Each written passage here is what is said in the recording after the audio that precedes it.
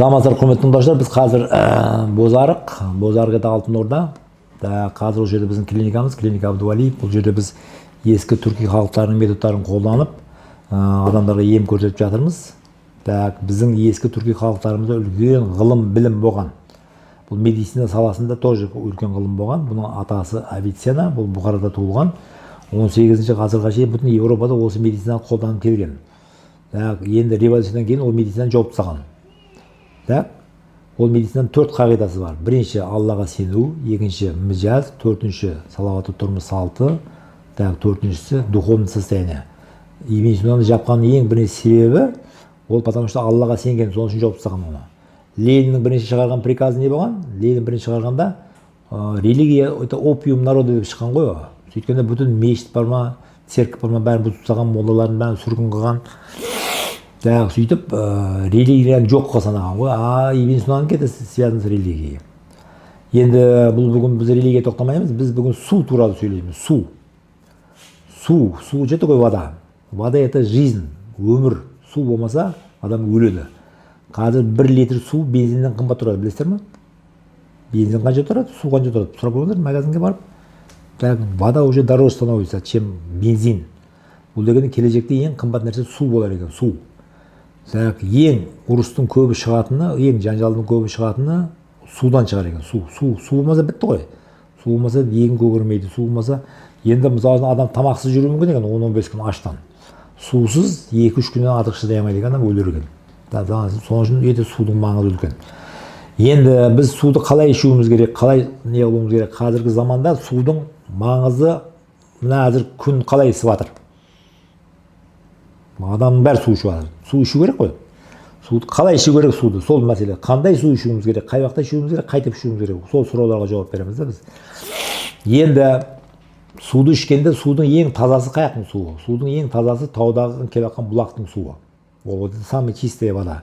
Егер оны сіз жақсылап мұздатып или қайнатып ішетін болсаңыз, сусыныңызды өте жақсы қандырады.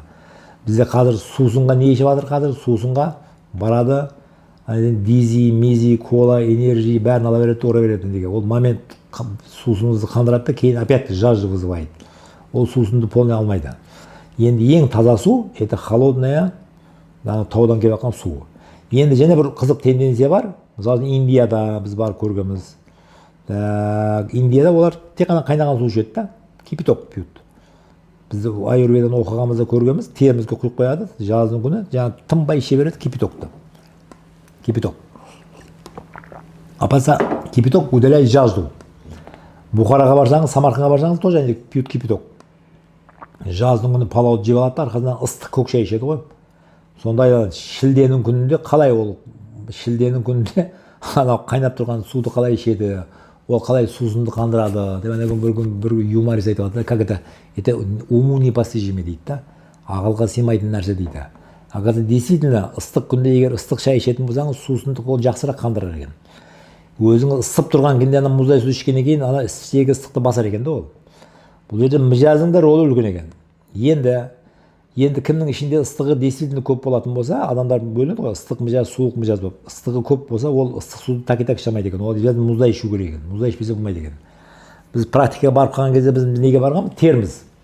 Өзбекстанда терміз, сол кезде мен неде сабақ бергенмін Мединститутта. 3-ші курстың студенттері барғам 52 градус ыстық болған ғой.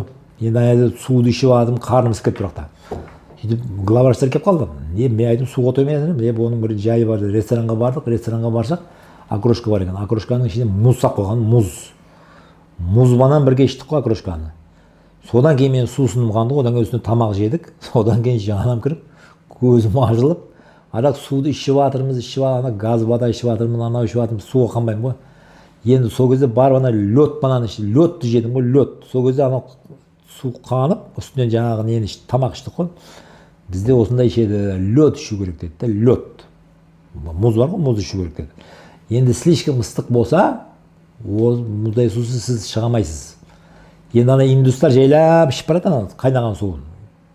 Шыққаннан кейін олар жайлап ішіп берген, терменен денедегі не шығып кете берген. Ыстық.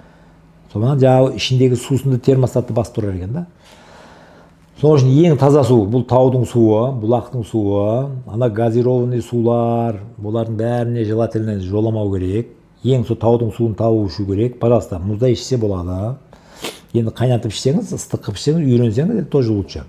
Бірақ мұзда ішсе де болады. Енді судың объемы қанша болу керек? Бірақ суға адам шөлдеген кезде не отказ қылмау керек екен. Жаздың күні уже 2 литр, 3 литр өтіп кетіп қалар екен су, 4 литрге барып қалар екен да. Су ішпесе болмайды. Біреулер суды аз ішеді, ол адам обязательно ауырайды. Қалай ауырайды? Қан қойылып кетіп қалады, түз органдар істемей қалады, өтте тас пайда бола бастайды, су аз ішкеннен да. Соның үшін судың объемы күнде 1,5 литр, 2 литр ішу керек. Бізге бір күні бір больной келіпті, іші қатып қалар екен да. Ішім дейді, аптасына 1 рет келеді дейді да. Мен сұрадым, қанша су ішесіз? Сөйтсем бір күнде 1,5 литрден көп су ішпейді екен да. Суды 1,5-ге шығарасыз дедім. Сөйтіп диетасын турладық, мижасын турладық, 1,5 литрге шығады, 20 күннен кейін келді, ішім келіп жатыр күнде дейді. Ана, суды ешкім айтпаған оған, суды. Су бәр нәрсені жуады ол. Сусыз өмір жоқ. Міне қалада су тоқтатып қойыңыз, не болар екен? Канализация істемейді, водопровод істемейді. Бітті ғой барлығы. Сусыз кетті. Бәрі вода это жизнь деген сол. Судың өте маңызы көп. Соның суды адам мөлшерінде ішу керек, суды объемын азайтпау керек, жақсы ішу керек. Суды ішкенде таза суды ішу керек. Суға қарау керек, қандай су ішіп жатсыз. Бұл денсаулыққа ең пайдасы маңызды нәрсе. Мысалы үшін сарыағаштың суын қанша ішуіңіз мүмкін? Сарыағаштың суын көп ішемайсыз, это лекарственная вода. Оның ішінде не көп? Кислотно-щелочное равновесие өзі неровный. Оны тек қана лечебный ішуіңіз мүмкін. Оны көп ішетін болсаңыз, обязательно ауырасыз. Енді жердің астынан тартып алған су тоже не пойдет су ішуге. Таза су, таудан келіп алған су, это очень полезный су. Енді көп адам фильтрдің суын ішеді. Фильтр как? Фильтр. Енді фильтрді ұрып рекламаға жатыр, яғни японский кепті, корейский кепті. Фильтр жақсы, бірақ фильтрленген су іштегі бүтін элемент алып кетіп қалады ғой, йодты да кетіп қалады, темірді кетіп қалады, железо, все, ничего не остается, чистая вода остается. Чистая вода, оказывается, это вредно. Оған обязательно ішінде микроэлементтер болу керек екен, железо болу керек, йод болу керек. Так, ана таудан келіп жатқан су, это самый минерализованная. Йоды да бар, ішінде тұздары да бар, барлығы бар. Сол су ең тазасы ол. Енді мен анау нені фильтрді жаман деп айтпаймын ғой.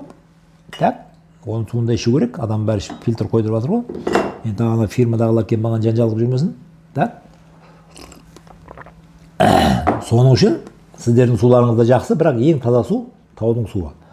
Объем жаздың күні уже 2 литр, 3 литрден асып кету керек. Енді ыстық күнде десін мұзда ішпесеңіз болмайды. Так, енді үйренген адам, бірақ жаңағы ыстық шайын ішіп жүру керек. Оған үйренген керек. Соны ыстық жайлап, шеп жүру керек. Ол сусынға шөлдемейді ғой, потому что терлеп тұрады да постоянно. Енді бірден қызып тұрып мұзда ішу тоже опасно. Енді адам тоже мижазына қарап суды ішу керек екен. Если кімнің мижазы суық болса, ол кім суықта қандай бол? Бронхит, ангинамен көп ауыратын адамдар, ол суықтың аурулары да. Егер олар бір мұздай су ішетін болса, сразу жаздың күні схватит ангина. Или жаздың күні бронхит болады, потому что холодный выпил. Соның үшін адам, ол кімнің мижазы суық болса, ол лучше жаңағы кипяток ішсе жақсы болар екен. Енді кімнің ішінде жаңағы ыстығы көп, дені сау адам болса, ол наоборот, жаңағы лед жесе, жаны кіре берер екен да. Мұздай ішсе, жаны кіре берер екен. Соның үшін су, это вода, это жизнь. Соның үшін суды қалай ішуге қарау керек, қайтып ішуге ойланып көру керек. Бірақ без воды нельзя. Суды ішіп тұру керек. Жаздың күні әсіресе осы жаздың күнде судың объемы 1,5-2 литрден аз болмау керек. Соның үшін барлықтарыңызға денсаулық тілейміз. Ауырмаңыздар. Суды қалай ішу керек, қандай ішу керек, қай уақытта ішу керек, оған қараңыздар. Денсаулық тілейміз барлықтарыңызға.